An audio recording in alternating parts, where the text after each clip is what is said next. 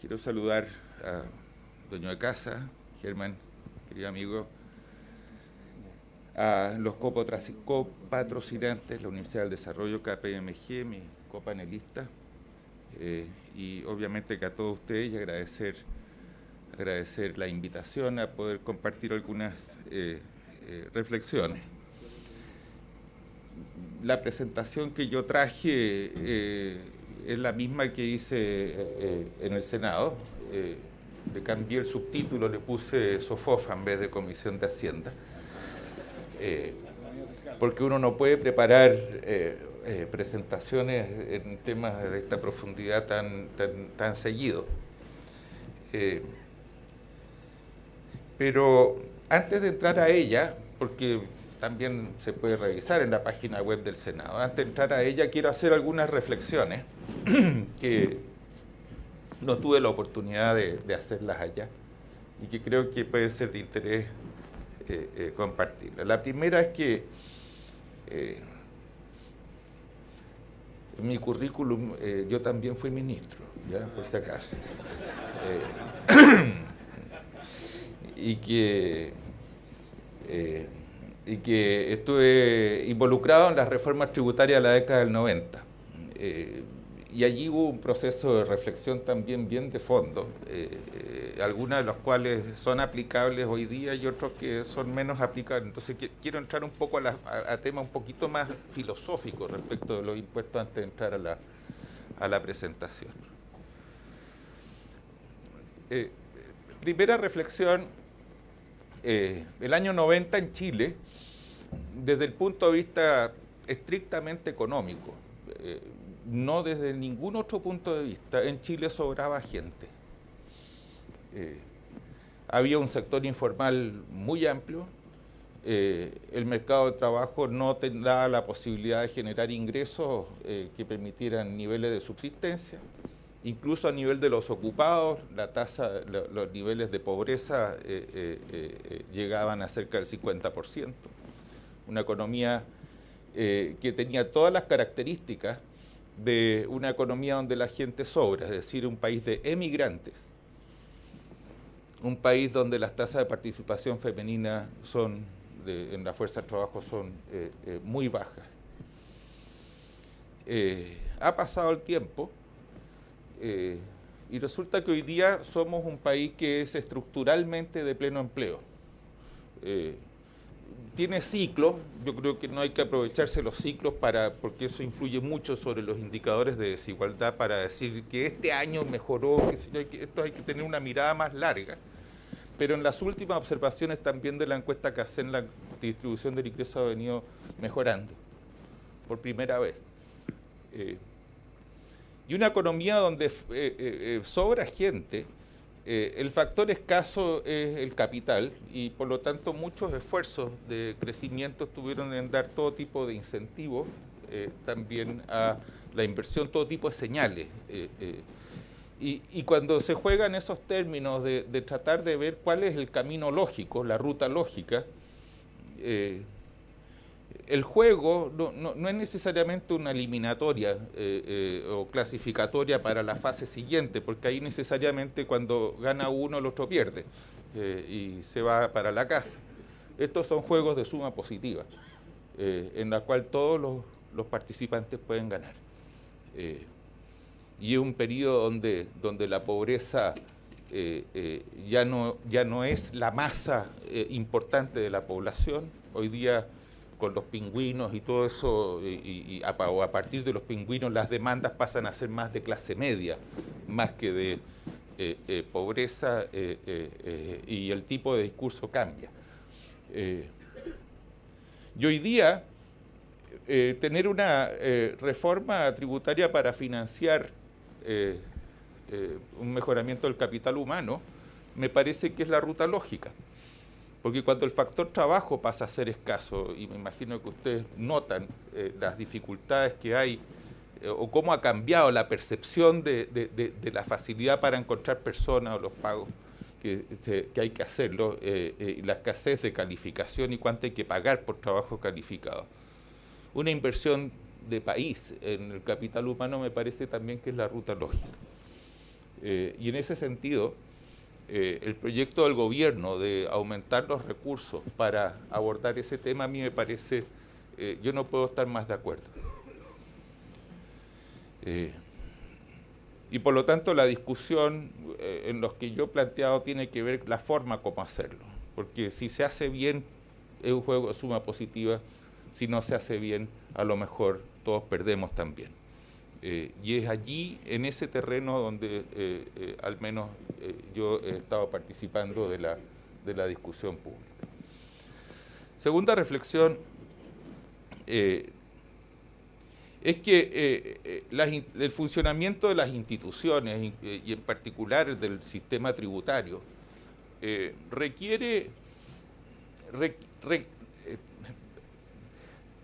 tiene dos características que yo quiero señalar. Primero, cuando se suben los impuestos, evidentemente que hay un costo que se siente a nivel individual en los contribuyentes, tiene efectos en el comportamiento de los contribuyentes, y la contrapartida es la generación de bienes colectivos.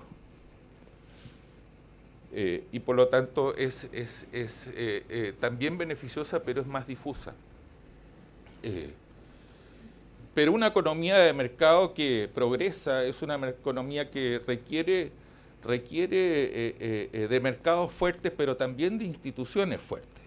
No hay mercados fuertes sin instituciones fuertes. Instituciones obviamente amistosas con el mercado, pero instituciones a las cuales no se le falta el respeto. Si es solo mercado sin instituciones, puede ser Haití. Si es solo instituciones sin mercado, no sé, Corea del Norte. Para mencionar otro ejemplo, pero en general todos los países de la OCDE, de la OCDE, son países, el grueso de ellos, que tienen esa mezcla de mercados fuertes e instituciones fuertes. Y al emprendimiento le conviene que las instituciones funcionen. Y para tener esas instituciones es necesario tener impuestos, es necesario pagar por los bienes colectivos.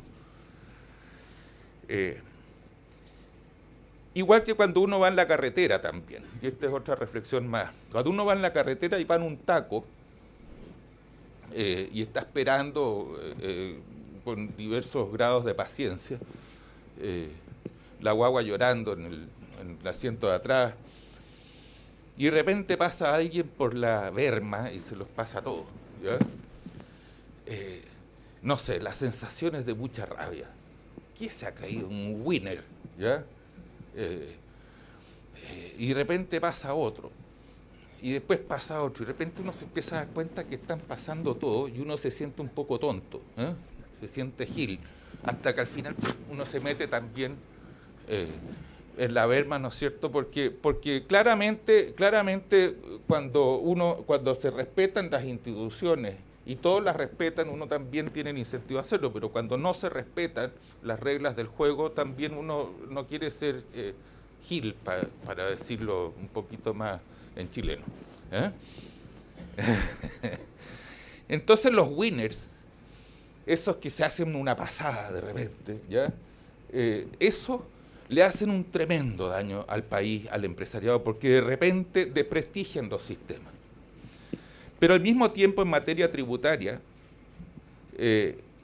lo que uno requiere en un país, si los impuestos no cambian, la recaudación empieza a decaer, porque empiezan a generarse estas formas de comportamiento masivo, que se descubre un portillo y al principio lo usa uno, después otro, y de repente se dan cuenta que no pasa nada, entonces todos terminan usándolo, y por lo tanto se requiere de reformas misceláneas que vayan corrigiendo esto, más o menos. Yo calculo que una vez cada 4 años. Se hizo una reforma al 90, otra al 93, que recorrigió, otra al 98, que fue la última de estos proyectos misceláneos que tuvo ese sentido. Después ha habido píldoras, pero mucho mercado de capitales, muchas cosas donde el sistema tributario se empezó a usar para otros fines, que lo que ocurrió fue que se le aumentó la porosidad al sistema tributario y que tiende a desprestigiar el sistema que se tiene, que es fuente de ilusión, que son todos unos frescos, que usan sociedades para llevarse la plata de otra manera.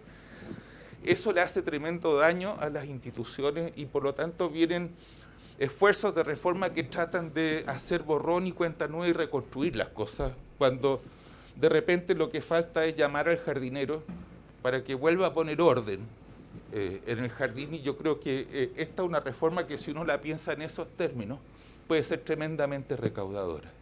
Ese componente de poner fin a los que se van por la berma, de poner fin a las formas que ya son más masivas de elusión de los impuestos, tiene un tremendo potencial, porque se han acumulado demasiados años de un bonsái que se ha ido poniendo chascón en vez de cuidarlo y protegerlo.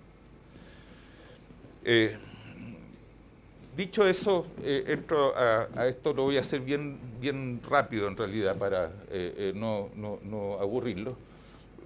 Esta es una reforma donde otra cosa que quiero destacar antes de eso.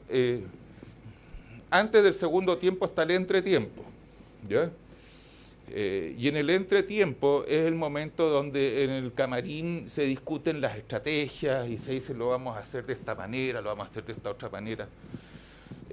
Yo creo que estamos en un entretiempo porque es un momento donde el gobierno y los senadores, que son los colegisladores en esta instancia, tienen que conversar probablemente sin tanta exposición pública para ir avanzando en acuerdos.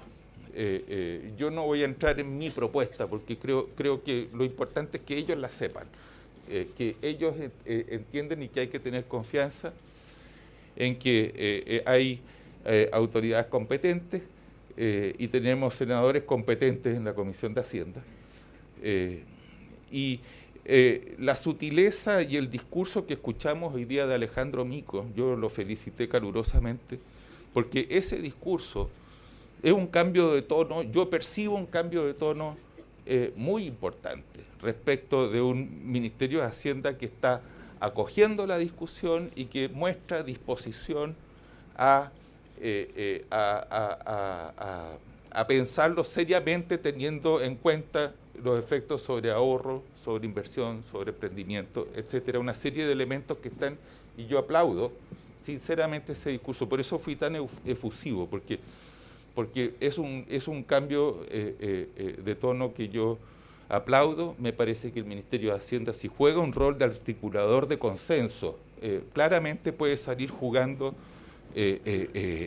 bien cuando estaba con una defensa un poquito abrumada por los diversos comentarios que se hacían. Dentro de esa discusión se han destacado problemas de riesgos operacionales del proyecto, riesgos de aplicabilidad, el caso de la inversión extranjera, por ejemplo, donde hay tratados de doble tributación. El esquema de renta atribuida es impracticable porque no cabe dentro de tratados que son ley de la República y que están sobre las leyes comunes. Hay riesgos constitucionales. Yo no soy abogado, pero la práctica habitual es que las empresas y las personas son las personas naturales son personas distintas desde el punto de vista tributario, y atribuirle rentas de uno a otro no es la práctica habitual, excepto cuando es voluntario, como en Estados Unidos, pero no puede ser impuesto, usando la palabra que corresponde. Y hay riesgos económicos, y allí es donde yo he centrado al menos mis puntos de vista. Insisto que cuando uno destaca los riesgos económicos, destaca los aspectos de los costos individuales. Yo por eso digo al principio, hay elementos de bien colectivos que uno está dispuesto a que ciertos costos individuales se paguen, pero obviamente que hay que ver cómo minimizarlo. El punto de vista tiene que ver con el comportamiento del ahorro en Chile. Ahí hay una serie desde el año 60 hasta el año 2013 del ahorro como proporción del PIB a precios corrientes. No quise hacer una serie continua, las puse tal cual son en las bases de cuentas nacionales del año 77, 86, etcétera, digamos. Excepto por la línea verde, que es una estimación mía, y la línea azul, que es una es una serie que construyeron en el Banco Central para poder tener un poquito más de homogeneidad. Pero viendo miradas largas, el ahorro de repente sube, un año particular baja otros años, pero teniendo una mirada larga, lo que uno observa es que en Chile el ahorro en la década del 60 fluctuaba entre un 10 y un 15% del Producto Interno Bruto. Y probablemente esos son los niveles que tuvimos también históricamente hacia atrás. Y cuando hay un país que tiene oportunidades de inversión, pero ahorra poco para financiar esas inversiones, la manera de hacerlo es con ahorro externo, es con deuda externa, con financiamiento externo. Y no es ninguna casualidad que en nuestra historia todas las crisis que tuvimos económicas, quizás con la sola excepción de la del año 75 a lo largo del siglo XX, fueron crisis de balance pago, todas. Y en lo más reciente, en los últimos años, en los últimos 25 años, la tasa de ahorro ha fluctuado entre un 20 y un 25% del PIB. 10 puntos del PIB más, lo cual es una cantidad sideral. Y de manera estable, porque han habido años buenos y malos, pero nunca menos del 20, nunca más del 25. ¿Ya? El precio del cobre a veces bueno, que ha sido periodos malos también, pero como tendencia. Es un cambio sustantivo. Y cuando hemos tenido estas tasas de ahorro altas, ya ha habido problemas afuera, como la crisis asiática, como la crisis de Lehman Brothers recientemente. Lo que ocurre en Chile es una recesión, pero no una crisis, porque no somos inmunes, pero tenemos de dónde agarrarnos, ¿ya? Es igual que en una familia.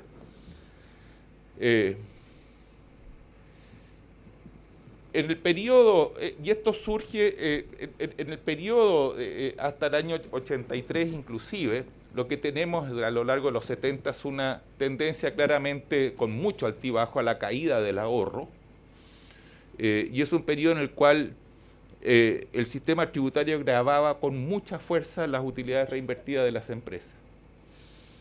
Este sistema cambia con la reforma del año 84, de enero del año 84, y lo que tenemos es que precisamente a partir de ese año tenemos un comportamiento del ahorro. No quiero decir que el ahorro dependa solo de los impuestos, el ahorro depende mucho. Cualquier apuesta al futuro hay que mirar muchas cosas, incluyendo el ahorro, pero lo que sí es que el aspecto tributario es muy relevante, especialmente si consideramos que en los años recientes, desde el año 2008 al 2013, de acuerdo a los datos del Banco Central, más de la mitad del ahorro nacional bruto se aporta por las empresas privadas nacionales. O sea, no estamos incluyendo la inversión extranjera ni las empresas públicas. Y claro, incorporar a la base tributaria el ahorro que hacen esas empresas es muy recaudador, pero puede tener efectos contraproducentes. Puede capaz que no sea un buen negocio, y a eso me quiero referir. Del año 84 al año 90, que hubo un aumento del comportamiento del ahorro, ese aumento inicial del ahorro fue para desapalancar a las empresas que tenían sobreendeudamiento, y entiendo que esa es la principal... ¿Perdón? Ya terminé mi tiempo. Bueno, ¿se quieren almorzar? No, voy a ir más rápido, pero dame 5 minutos, ¿ya? Lo importante es que el aumento del ahorro inicialmente no fue para financiar inversión. La inversión solamente al final de los años 80 empezó a subir.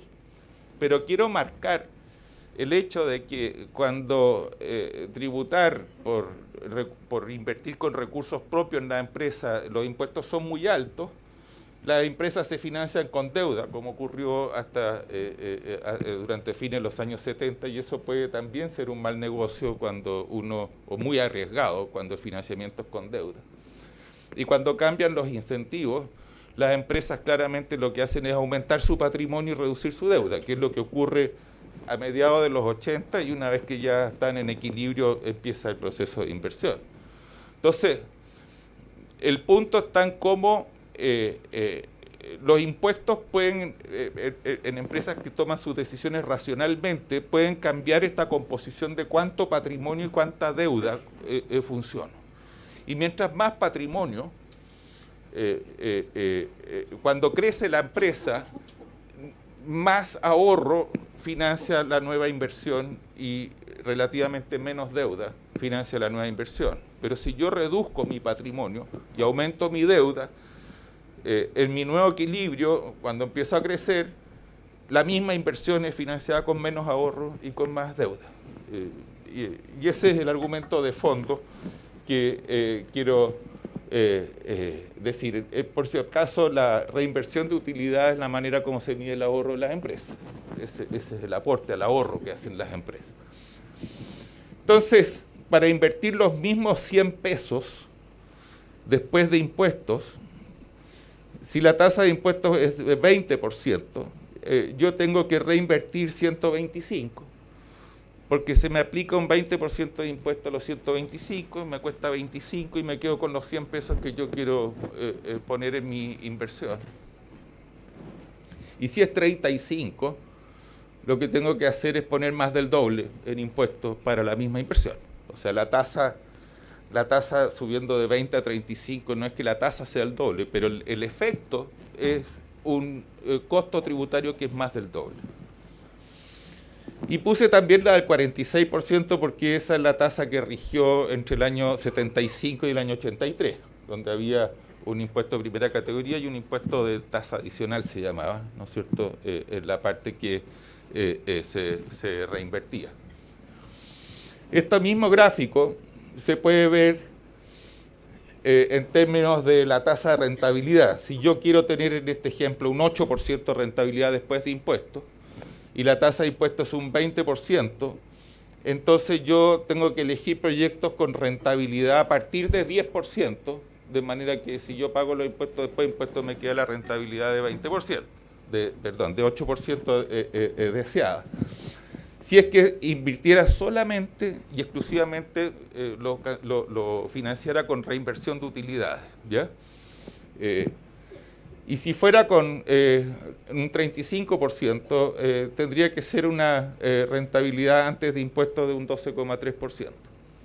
Entonces, la diferencia son los proyectos de inversión que tienen rentabilidades entre 10% y 12,3% en este ejemplo, que se dejan de hacer. Y eso no es poco, o sea, el tramo de proyectos que está en ese rango son significativos. Entonces, ese es un efecto contraproducente y este es un elemento que tiene que es una curva que es exponencial. Cambiar de 20 a 25 todavía está en la parte más plana, pero empieza a hacer el efecto cada vez más potente hacia adelante. La otra cosa es la deuda.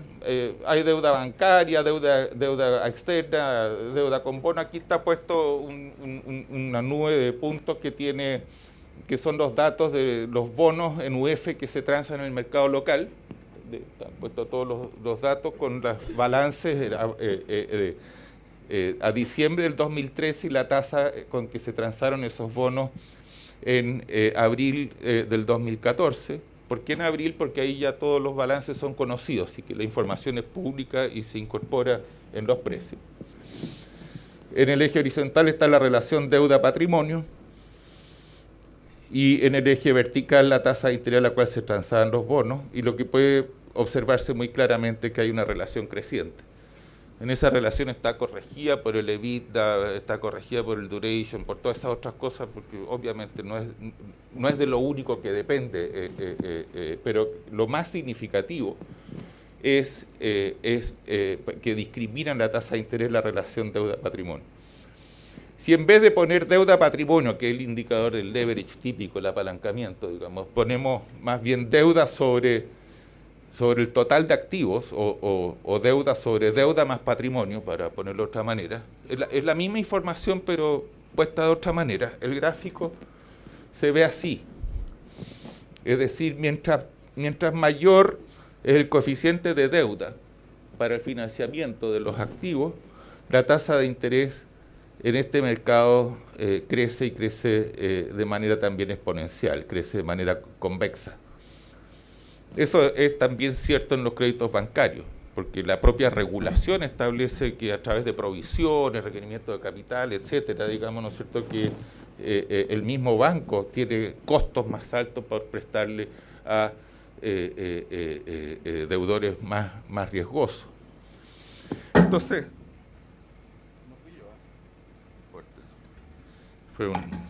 debe haber sido Paiva que entró al entretiempo. Si uno mezcla estos dos argumentos, ahí está puesta la tasa de interés que es creciente y convexa en la línea que está más abajo. Obviamente que cualquier aumento de deuda sube la tasa de interés de toda la deuda, así que el costo marginal va por arriba. Si yo subo el costo de mi otra fuente, que es aumento de patrimonio, lo subo, mi relación de deuda sobre que es este gamma, ¿no es cierto?, también aumenta, y mi relación y por lo tanto tengo mi punto óptimo es que tengo que retirar patrimonio de la empresa y endeudarme más, porque se me hace más caro el patrimonio porque tiene impuestos más altos. Aquí está lo que yo decía antes, el balance a propósito de poner colores de mundial. Al lado izquierdo, el típico balance de activos que se financian con deuda y patrimonio. ¿Y cómo crece eso? Los activos, cuando crecen, se llama inversión. Cuando aumenta la deuda, endeudamiento, y cuando aumenta el patrimonio, es ahorro de la empresa. Obviamente que si la relación de deuda-patrimonio es distinta, la mezcla de ahorro y endeudamiento en el crecimiento de la empresa también cambia. Y si yo quiero cambiar mi relación de deuda-patrimonio, eso no es una cosa que se tome mucho tiempo, es muy fácil, es cosa de conseguirse el financiamiento y pagar un superdividendo. De esa manera yo aumento la deuda y retiro patrimonio de la empresa. Y por lo tanto estos son procesos que son relativamente rápidos, como lo fueron a fines de los 70, en el aumento importante de la deuda, y como fue también rápido el desapalancamiento también en la década de los 80 de la deuda. Y estos son fenómenos que están también implícitos acá. Y esos son, una vez que el patrimonio está en manos de los dueños de la empresa, las alternativas que tienen son inversión financiera nacional, que ayudaría a que las empresas se endeuden ahora por fuera.